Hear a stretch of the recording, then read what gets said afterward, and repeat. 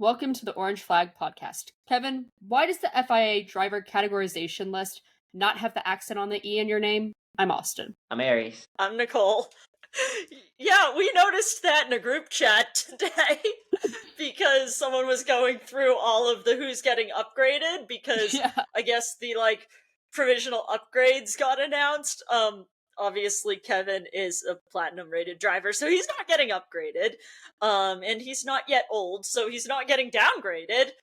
But then we were talking about various people and whether they had accent marks on their name, so I went and checked whether Kevin did, and in fact he did not. But everywhere else in the universe, Kevin has accent marks, such as on his driver card and on these stickers and on this hat. And if I could reach my sweatshirts, on the sweatshirts. The only thing I can think of that doesn't is his social media. Instagram he does. I believe Twitter doesn't. Yeah, Twitter doesn't, but Instagram he has. So inconsistent. Yes. Apparently, Kevin, we're confused. He only cares about the accent for everything but Twitter, wherever his and name the is. There FIA list. So that's not actually the first thing in the notes, so that might be drinking game, even though it's the snark. The first thing in the notes is Suzuka, yes. And Kevin again, because we learned that he knows how to use jumper cables. Of which, good job? I don't know that I would expect any of the drivers to know how to use jumper cables, so that was good. It's all Patrick Pilet's fault, because apparently he didn't turn the lights off on their car to be able to get to and from the track. So yeah, I mean, I don't know that I would remember to turn lights off in a car, because the past 3 cars that I've owned, the lights all go off automatically. So Patrick, I sort of understand that. Also, please sign my Nick Tandy poster, because you're the only one I'm not going to be able to get this year, because I, in fact, did not go to Suzuka even though I wanted to. He's the last of the Porsche Pokemon. I mean, technically I haven't gotten Felipe or Nick to sign it yet. Yeah. So he's not, and I haven't gotten Nico Hulkenberg yet. But, see, I'm going to be at races the 3 of those are doing. I'm not going to be at a race that Patrick Pilet is doing unless he's doing Petite for some unknown reason. What if he's there as a guest Petite, or something? Please. Yes, would be fantastic. Be there as a guest, Patrick. More like invite. We would love that, and by we, I mean me and my poster would love that. Invitation. I don't know who we is. Poster's right here. Oh, it's in there somewhere. Me and my poster would love, in fact, if he was at Petite. Or anywhere else that I'm going to be. I'll publish my list of races I'm going to once I decide on them. And then, Patrick, you can go to one of them. Daytona next year is a really good option. It's a great option. I will be there. Yeah. Do Suzuka again. I'm probably going to that. Also a great option. I like Japan. Yep, these are my options. But yes, I need to find Patrick Pilet so he can sign my Tandy poster. Yes. What's next on the list? Oh yes. More about Kevin. I was about to say Kevin. This is kind of also about Patrick and Larry.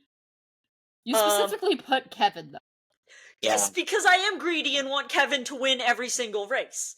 But podiums are, in fact, good. However, as I said on Twitter, Kevin's collection of P2 trophies this year is unfortunately pretty large. And that makes me sad, because really Kevin should have actually won all of those races. So, yeah. But, there are lots of people whose drivers are not getting any podiums. Yeah. So, I guess I should be happy that Kevin's getting lots of podiums, and that I'm sad that he is getting P2 a bunch. But I'm still sad. about him getting P2 a bunch. I was gonna say, none of us can really talk because all of our drivers have gotten wins. So yeah. And then I'd say the big, since we are sort of talking about Suzuka, the big thing from Suzuka is the future Porsche stars showing off. Definitely. As I've said on social media, I said directly to Kevin Estre and Matt Campbell that Lauren Heinrich is the future of Porsche. Sorry, Lauren, I could tell that made you feel a little uncomfortable, but it is how I feel, so I'm gonna say that. And as I've said, Lauren should be in a 963 next year. I don't care which series it's in, I don't care which 963 it is. But he is too good to not be in a 963 next year, so yes, please give me that. And then number one on my list of people that need a factory contract is Lockhart Hartog. Yes. He absolutely showed that he needs a factory contract next year. He needs to be more than just a select driver for Porsche North America. That's all I'm going to say. Yeah, especially since that program doesn't give you hardly anything. Exactly. And I get it. He's too old to be a junior. He's kind of in a weird spot where he's just waiting, hoping he gets a contract. But I think that everything he's done this year has shown that he deserves a contract. Yeah. He's more than proven himself, in my eyes. Porsche is pretty good at seeing that and giving people contracts, so I expect he should have one. And then other people that deserve things. Yeah. People that deserve things. Bastian Boost needs a full-time seat in a major series. He needs to be in WEC or IMSA or something. It's unreal how underrated he is. Honestly, all three of them, it felt like the broadcast, the comms booth, didn't know who they were.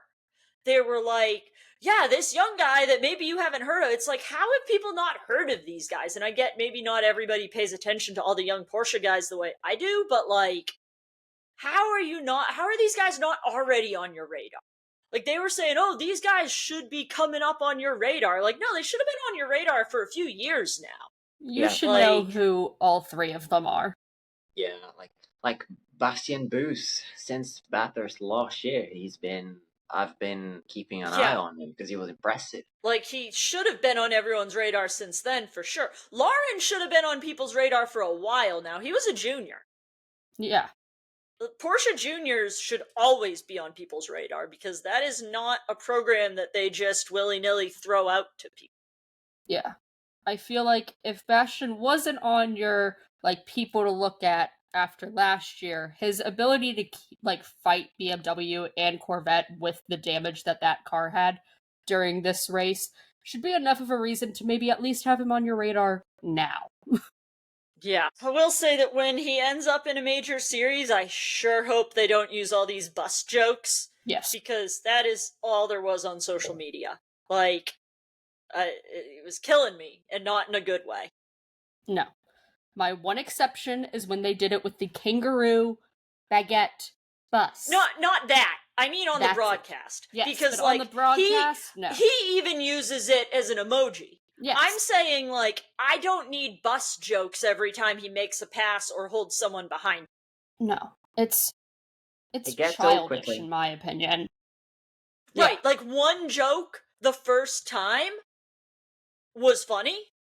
The fact that it was on, several of the social media posts that IGTC did was annoying.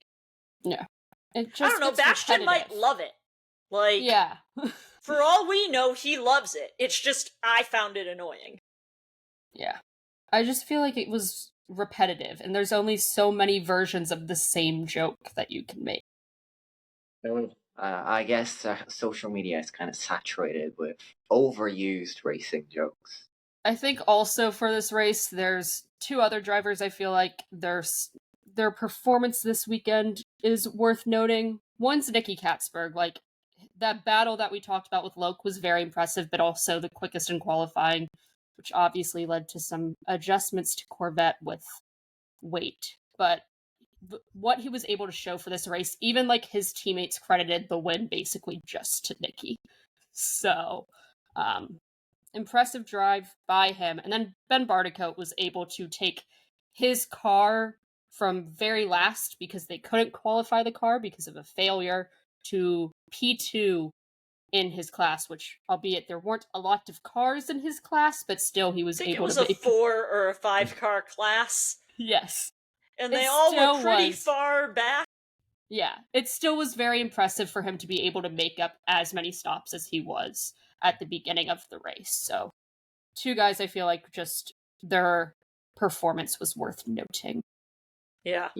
And I mean, Ben and his car did end up winning their Pro-Am class, so that was a very good result from them. Not bad. And, well, speaking of something that was indeed bad, or at least got me thinking, do these guys know what they're doing? Refers to the recovery team. Because in more than one occasion we had cars that were like went off the circuit, were stranded, and had to be obviously pulled out. And well, this is ridiculous. Like, the first time, not so much, with the Porsche being dragged by its bumper, being pulled by its bumper. You mean when they brought it through the ditch? Yeah, that the was ditch. What? That was pretty bad. Yeah. Yes. And then closer to the end of the race, I saw that on Twitter because I was passed out. This is the bad thing about races in Japan. It's 12 hours away from me, so whoopee. One of the Ferraris also had an off, and apparently whatever the recovery team was doing, they took the rear deck off of the car. So they whoops. did. Yeah. On the broadcast, they said that it's likely that the contact that took that car out already had disconnected that bumper, and it's not like the recovery vehicle actually pulled it off. The recovery vehicle just kind of did the last little bit of pulling it off. But one thing that I think commentary did mention, because you kind of said it, is like, do these guys know what they're doing? The answer is sort of no, because that's one thing that got brought up in the broadcast a lot, is this race is used as like a proving ground for people. So like, the pit crews don't really know what they're doing. The race engineers don't really know what they're doing. I assume the recovery vehicle team doesn't really know what it's doing. That's concerning. It is a way for Asian teams, Asian crews to get into racing, right? Like, so the ones that aren't competing in, the actual full-time series, that aren't doing Asian Le Mans series, that like those guys, this is kind of an entry level for them, which like, I don't know why a long race like this that has a night component and everything would be the entry level thing, but that is something they specifically mentioned, which is why there's stuff that if you watch WEC, IMSA, GT World Challenge, stuff like that, ELMS, you would expect penalties for stuff. A lot of that was warnings, because they know that the teams don't totally know what they're doing. The stuff drivers do, they were getting penalized. But team-related stuff, the penalties weren't as harsh as in those other, like, major, or even other IGTC races. Yeah. Because this is specifically a race for the Asian teams to learn what they're doing, which is super cool and super interesting to me. I love that. Yeah. I feel like they should talk about that more, though. They did a pretty decent job every pit cycle mentioning it. I just feel like that should be on social media. Social media, being that should be advertised. broadcasted as part of it almost. Yeah, no, that's I don't disagree with you there at all. And I guess to that point, maybe the people that make the results sheet also don't entirely know what they're doing, because the results have names cut off. So the winning BMW only has 2 drivers listed. Scott McLaughlin is just Scott. Patrick Niederhauser is just Patrick. What are last names?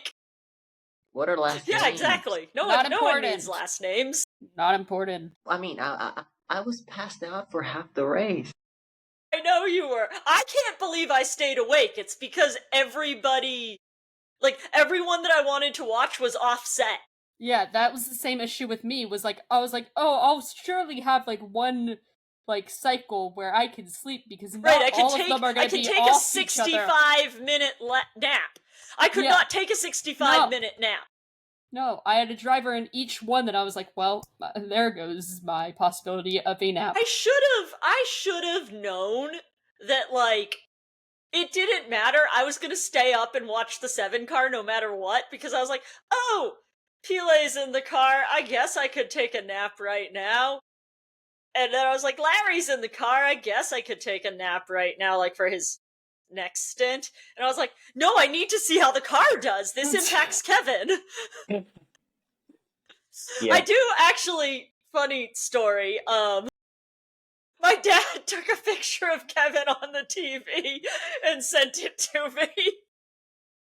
Because he knows what he looks like now, because he met him. Yeah. So that was great.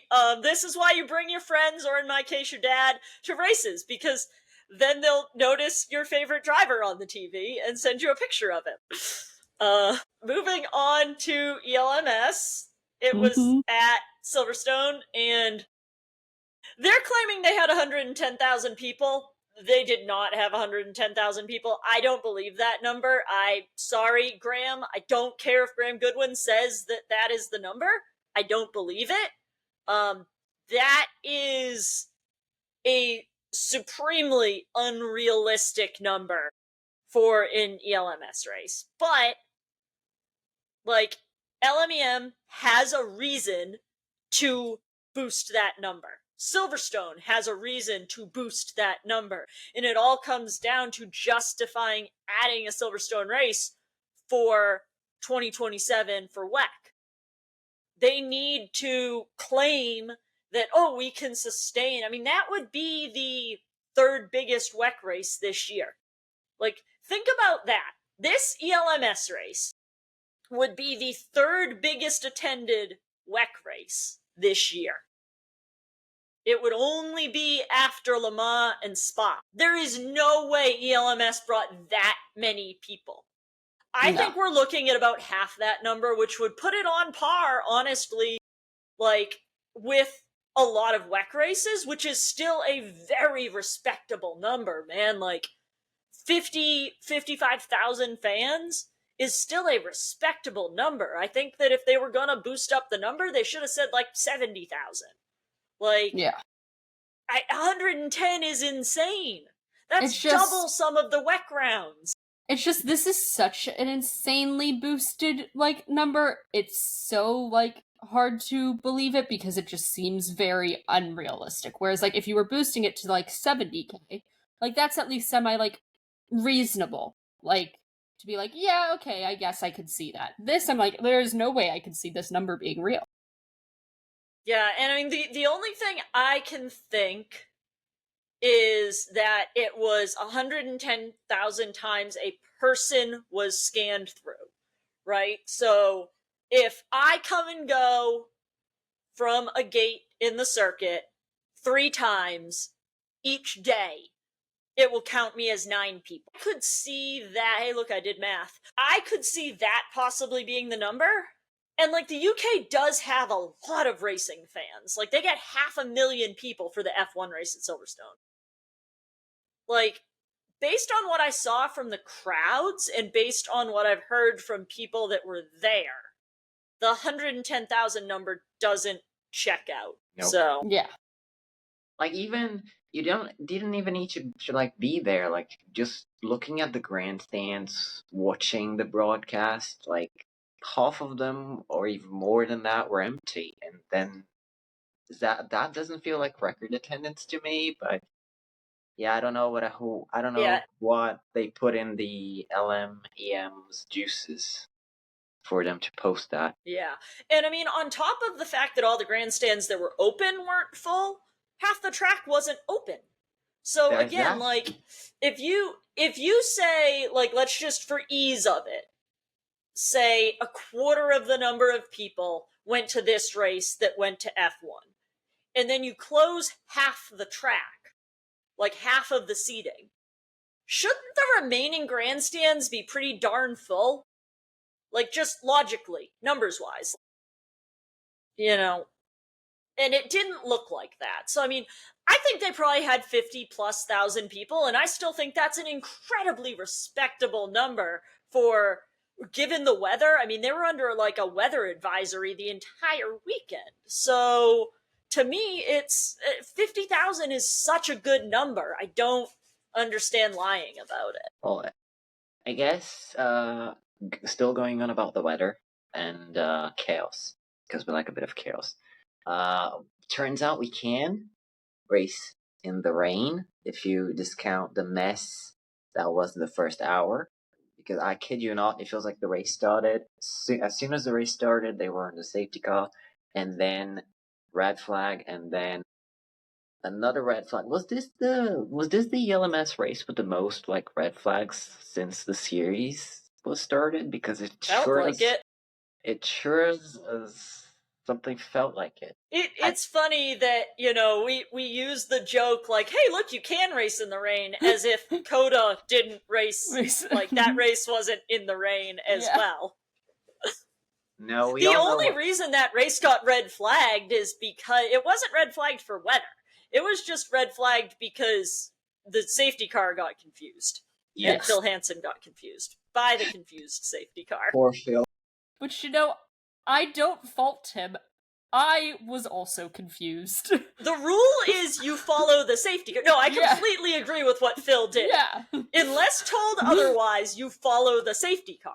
Exactly. The safety car went through the pits. Like, he doesn't know that on the last lap prior that somebody didn't spin out on the start-finish straight. And there isn't a reason the safety car is bringing them through the pits.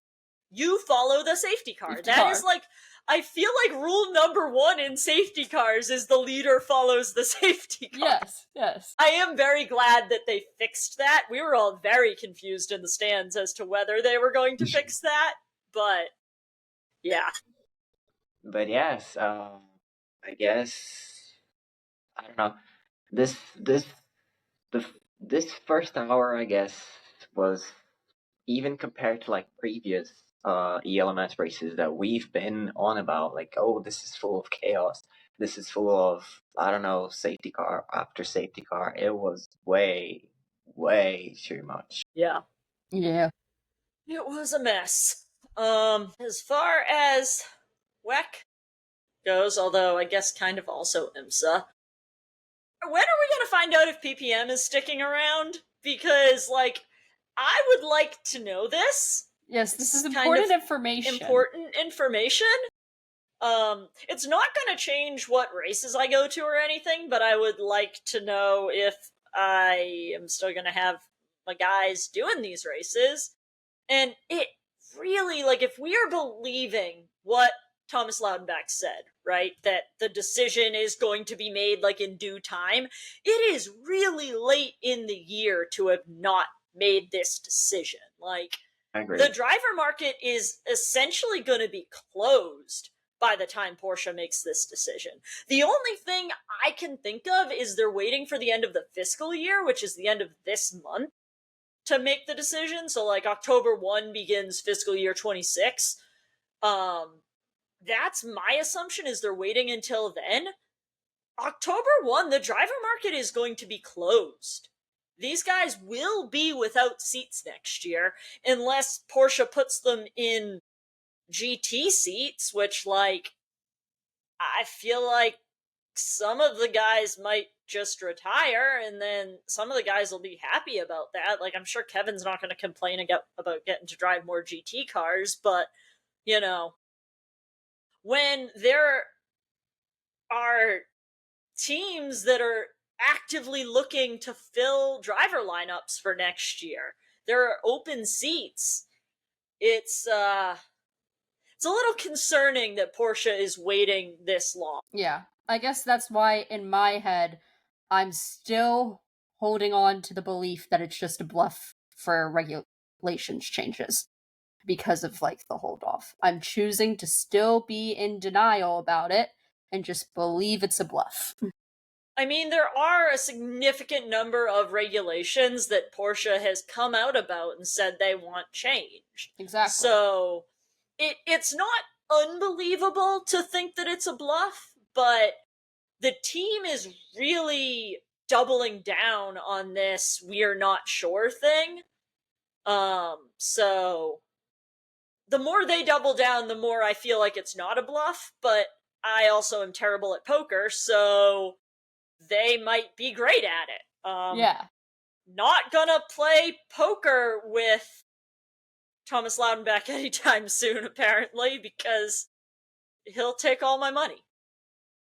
As if Porsche doesn't already take all my money. Yeah, yeah. Take the rest of it.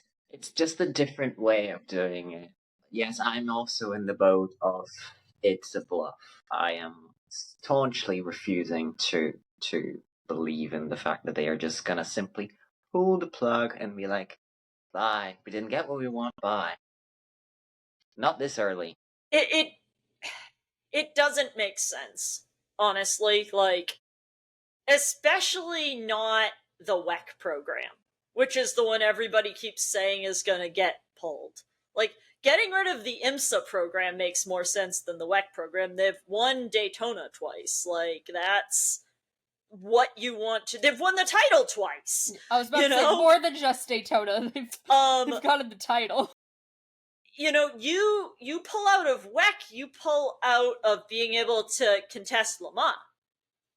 So that's not something that I can imagine Porsche wanting to do. And I guess another Porsche driver, technically, Max Verstappen did his Nürburgring permitting this past weekend, and I'm really, really trying not to gatekeep sports cars, but part of not gatekeeping is the people trying to get into the gate wanting to listen. Because I'm sorry, but me explaining that this is a permitting process that literally everyone has to go through to be able to race on the Nordschleife in a GT3 car is not gatekeeping. You know? Pointing out that maybe F1 fans don't realize how many cars race in a single race around the Nordschleife is not gatekeeping. Like, I genuinely am concerned about the F1 fan mentality in sports car racing if and when Max starts contesting these races more regularly. It's got me questioning going to the Nürburgring 24 hours next year, you know? I assume he will be doing that race. There's a beautiful little gap between Miami and Canada where he can do it. I assume he'll be doing the race if Red Bull lets him. I mean, Red Bull also may not let him. There's a lot of issues, like with Red Bull having the new Ford connection and his personal team using Ferraris, him having driven a Porsche this year, you know. Right now it's not as big of a deal because Honda doesn't really contest in the NLS. So yeah. He's just gonna next year it could be an issue. He's just gonna get a Mustang. Like, one of their cars just won a race this weekend, so they're getting good over there. Yeah. Yeah. No, I mean, and that is entirely possible that we see him in one of the Mustangs next year, but it just... I'm not sure Red Bull is going to let him do that race. I think they may let him do the little NLS races. I don't know that they're going to let him do the 24. but it has me questioning, do I want to go if he's doing it? I want to go, but I don't I don't know. But one thing that I tried to point out to people and got a lot of, well, I don't know who that is, was like Michelle Gadding, who is a full-time GT driver for Porsche in WEC, is, came in second a few years back in the overall championship, still had to do this permitting procedure. Like, she is a full-time GT3 sports car driver, competing, in the highest level of GT racing, and she still had to do this exact same permitting process that Max did. So, the fact that Max respects the rules, regulations, and permitting process for the Nürburgring, like, maybe his fans should do that too. There's like no shortcuts to being able to just quote unquote smoke the field at the Nürburgring, because it's it's unique. So you need to climb the steps. It's not starting from the top like everybody thinks he's entitled to. Yeah. That's the thing for me, is like F1 fans thinking that just because he's an F1 driver, he gets to get away with not following the process. He still needs to follow the process. And I will say, like, Valentino Rossi made enough of a stink that they just gave him his permit A. Like, he did skip all of this, so there is precedent to it, but, like, Valentino Rossi also, bullied WEC into letting him run his neon number on his car. Like, Valentino Rossi bullies Series into letting him get his way. He's just, like, that's who he is as a person. And I don't think that that is who Max Verstappen is as a person. I think that he has a deep respect for sports car racing, a deep respect for the Nordschleife. Like, you don't want to mess with that place. No, it's no. I'm just gonna add, like, it's obviously everything has two sides, but this is if this is not the clearest example of a double-edged sword, then I don't know what it is, because like it's going to draw more attention because Max is doing it, but then at the same time we're gonna get that quote unquote F1 fan mentality into another side of motorsports that we're not used to seeing it. So yeah, I kind of get stepping back and thinking, do I really want to be, going to these places or getting involved with this when I could potentially be faced with this sort of unhealthy way of thinking? I don't know. I'm super curious whether, like, what this weekend with Battle on the Bricks is going to be like online with F1 fans. I think that'll be a interesting juxtaposition between last week and this week, and I think this week is going to be a lot better, because I do think, from what I've seen, the majority, if not nearly all, of Logan's fans actually want to learn about IMSA. They're not out there saying, well, why isn't Logan going to win overall? That's rigged. Like, they understand he's in a different class. Max's fans thought that it was rigged because he was racing in a different class than the overall winners. Like, they thought that, like, not even counting the fact that he was, in a lower horsepower car, he was in a GT4 car. He was not going to beat the GT3 cars. Like, that's just the fact of the matter. I have not seen a single Logan fan being like, oh, it's so rigged that he's in LMP2 and isn't going to beat the GTP cars. Yeah. They actually have taken time to understand the workings of the series. So I do need to say that. I think that this weekend will be a lot better than last weekend was, as far as Formula One fans and their expectations of the series. Yeah. As a Logan fan, I hope so. Yeah. So we realized after last week that we forgot some stories from COTA. First being, I don't think I ever showed everybody that watches on the YouTube stream my hat. I talked about how Kevin gave me a hat. I had the hat on, but like Kevin gave me a hat. It's really cool. It's like the other hats that I've had, like the Gemini hat and wherever the Nasser hat is. I don't know where the Nasser hat is. Nasser hat. But like these ones are older hats, as shown by the fact that the numbers are on a different side and they don't have the Puma logo. But yeah, once again, Kevin is the literal coolest for going and getting me a hat out of the garage at the autograph session. Like, not something he had to do, not something I expected he would do, because I just asked hoping maybe he would have one. But yeah, went and got me a current this year's hat. Was awesome. My like kind of already talked about like my dad watching Suzuka and paying attention to it, like I think because he met Kevin. But my dad and John, my friend John, it was the first time either of them have attended a modern sports car race, like LMDH, LMH regulations sports car race. And they both absolutely want to come back next year.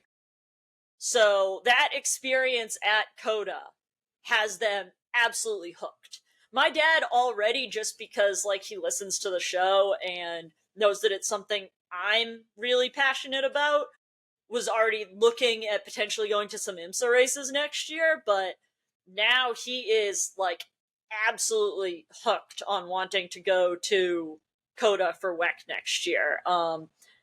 I told him before the race, I was like, oh yeah, it's a 6-hour race. We're obviously not going to sit in the stands the whole time. We'll watch the first hour and then get up and walk around and go into the lounge and go over to the fan zone. With the way the race happened, we did in fact sit in the stands for 6 hours, plus however long the podium ceremony took. Yeah.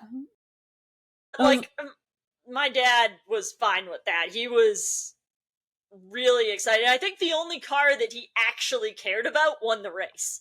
I don't know that my dad has a favorite WEC car, but I think if you made him choose, he would choose car number 6 because it's my favorite car. So he at least was paying attention to them. Yes. But that was, it's a lot of fun getting someone who's already, obviously both of them are already into racing. My dad and I go to Formula One every year. We have been since 2002. And actually with John, we met John by going to the US Grand Prix together, like going to the same race and then meeting up, trying to get autographs. So that's, it kind of shows how racing can create a real community. So it's nice. I like it. That online community is great, but the in-person community is just unbeatable. Like actually going to races with people, it's just absolutely unbeatable. And I hope that I can continue to convince more people to come to the races I want to go to. And then I don't know why I forgot to tell this story, because it's like possibly my second best story of the weekend after the hat.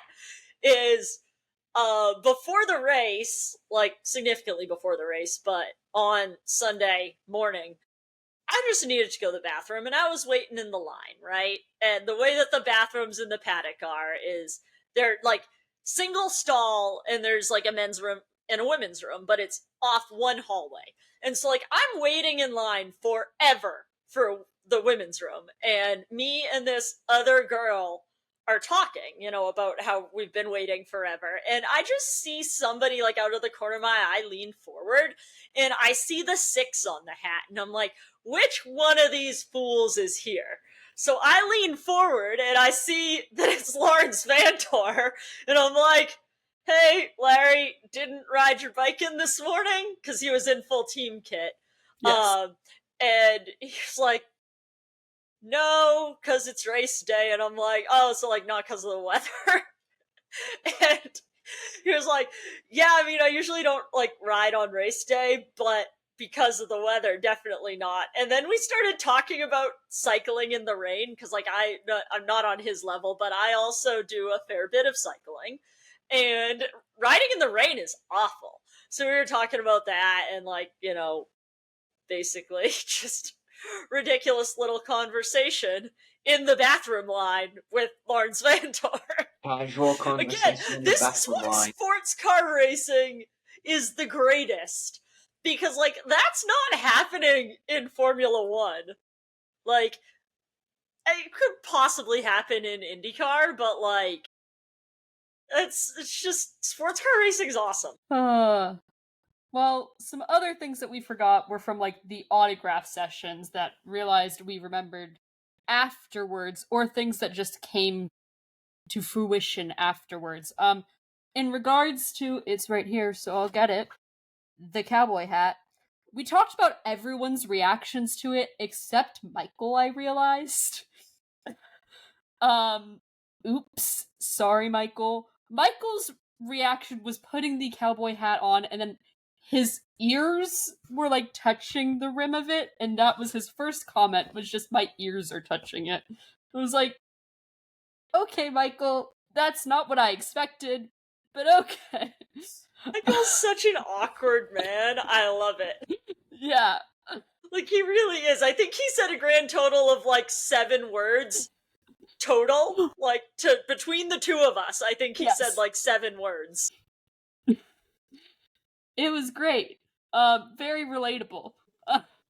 And then the other thing was we got into conversations about horses, much to Nick's dismay, and it did come into fruition that PPM, you're getting a pet horse, at least according to the 6. And we've talked about numerous times how we have apparently accidentally, not knowing, created fan lore for Porsche, at least on Tumblr. We once again created more accidental fan lore on Tumblr because Cowboy Hat did end up over there. So, that keeps accidentally happening, and I don't really like it. It's a little weird because, like, yes, I posted the cowboy hat on social media, right? Yes. Like, we put it out there, but who are these people? Like, who are these people on Tumblr? Because, like, I don't know who they are, and how do they know me? Yeah. Because they obviously know me. Who are you, Tumblr people? Because they keep fighting the podcast stuff, and I'm like, okay, the first time I was like, just a weird coincidence. The second time I was like, okay, getting a little weird. Third time I'm like, this is creepy. Okay, I think we have stalkers. Like, what's going on here? Someone's onto something. Yeah. Yes. And then also, I made bracelets for both cars, kind of playing into our jokes of, you know, kangaroo, baguette, but then adding on to it, we obviously had bike this weekend, and then the 5 just all got like food related ones. So it was baguette and Danish. Julian and his baguette bracelet made it on TikTok.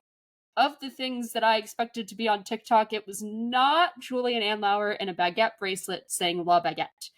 But that is what made it on social media. So.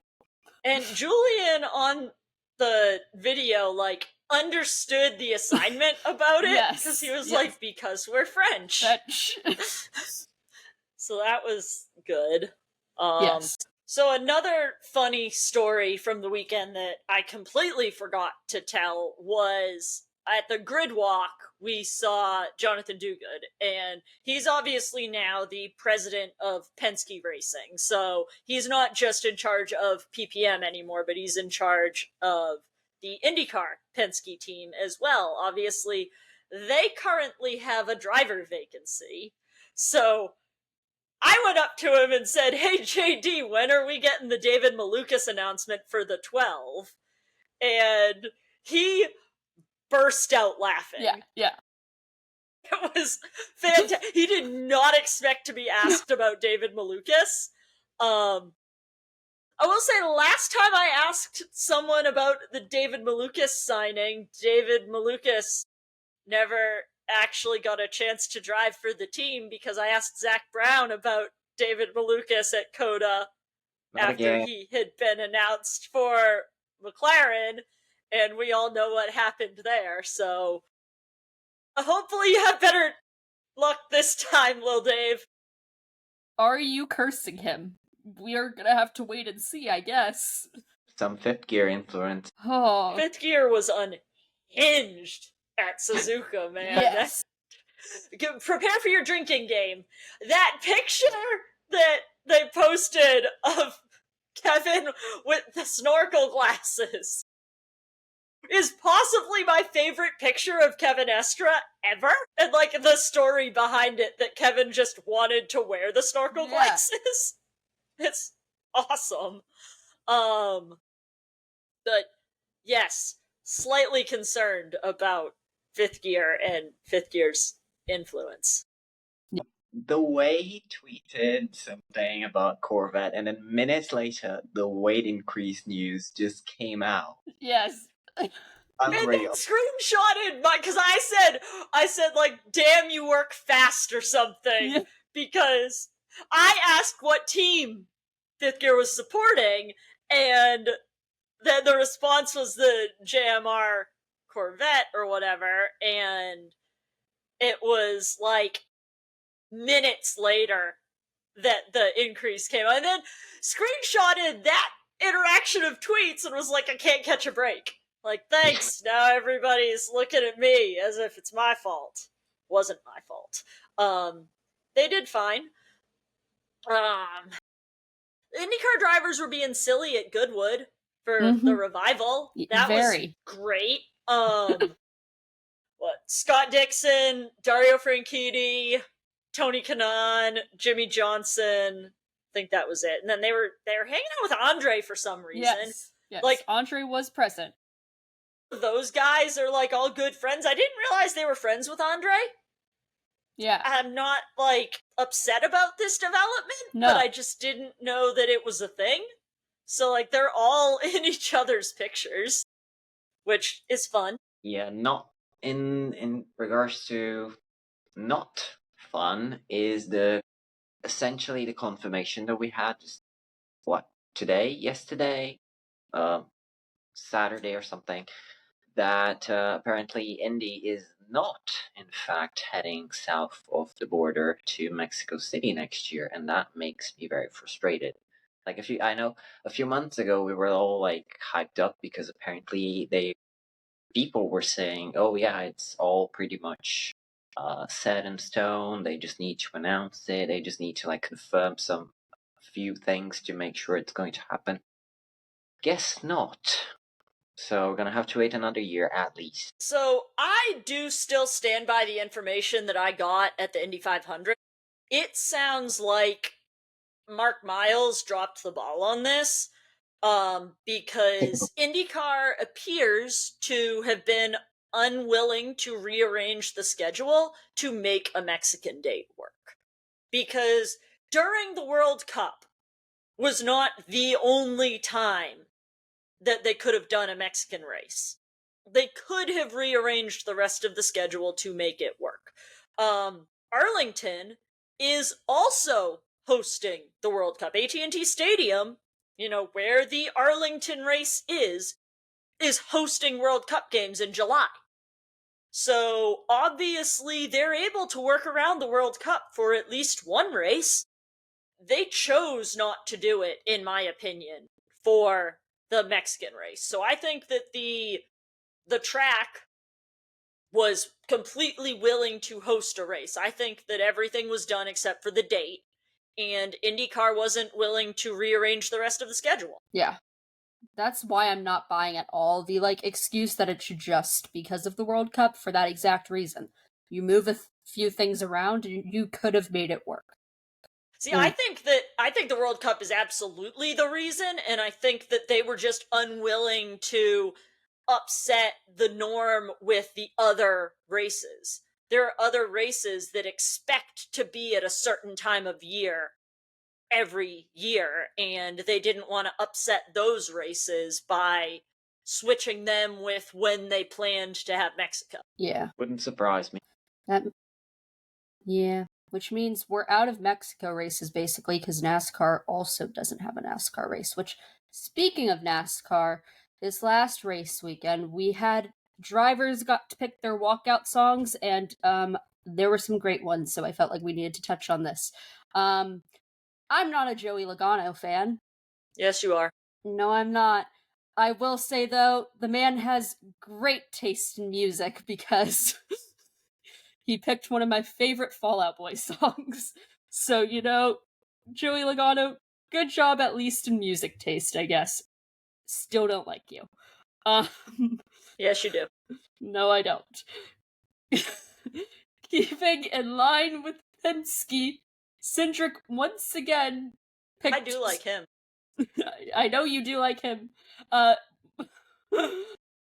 Once again did pick SpongeBob for it, which is great.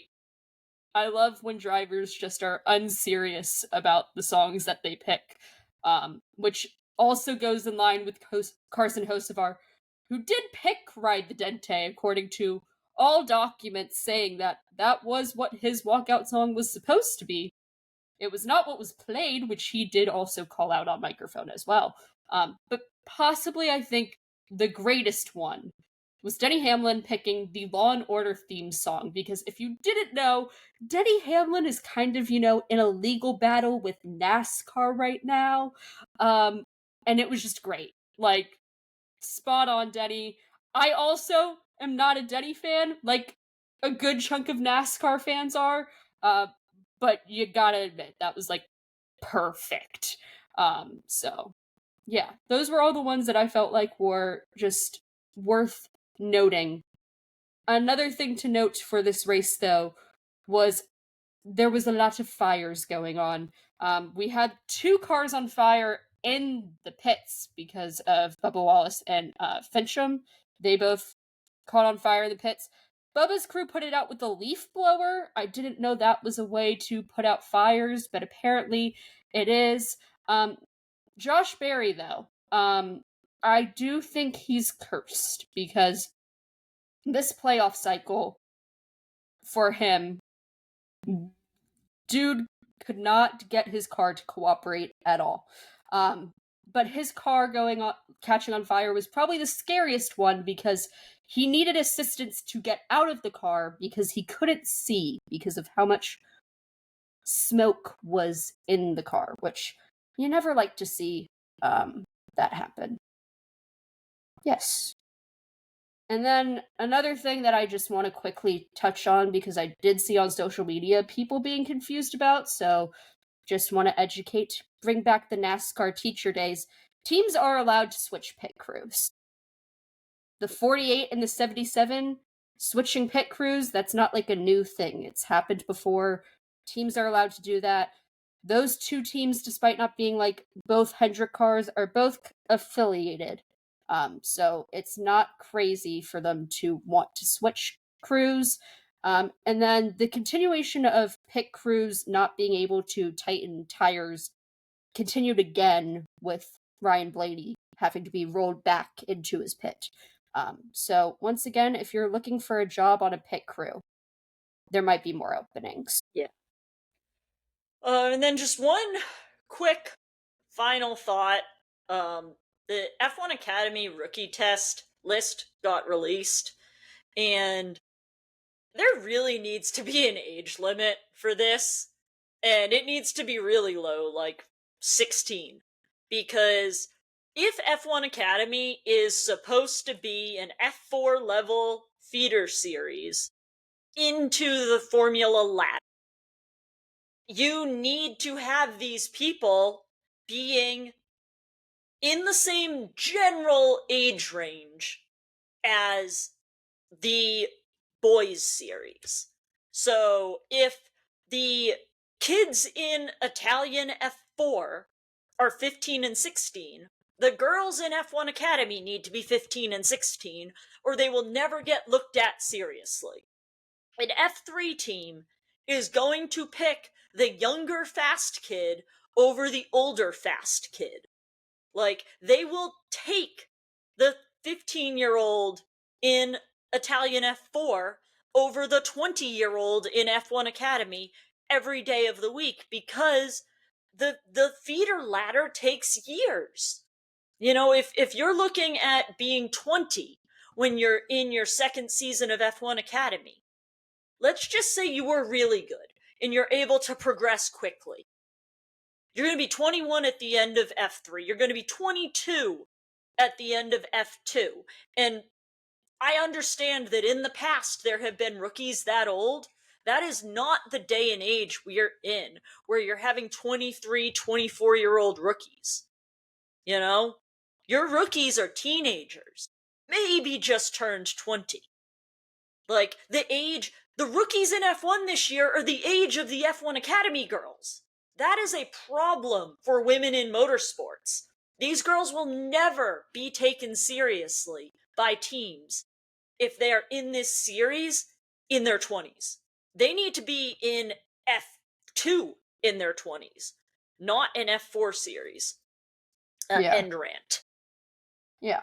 I feel like we've lost the plot, it almost feels like, of what F1 Academy is, like, supposed to be. Like, what it was created for, we've lost the plot of, because of the fact that our winners and champions of this series, at the ages they're at, getting into that ladder system, it makes really no sense It's compared to the people, the guys that they're competing with to go through that ladder system. So we've lost the plot completely for this series, which is unfortunate. Thanks for listening. You can find us on Twitter, TikTok, YouTube, and Instagram at Orange Flag Pod. On Twitter, Nicole is at Nicole on Racing, Auston is at Hendrik Claren, and Aries is at Aries_Albanglow. Stay orange.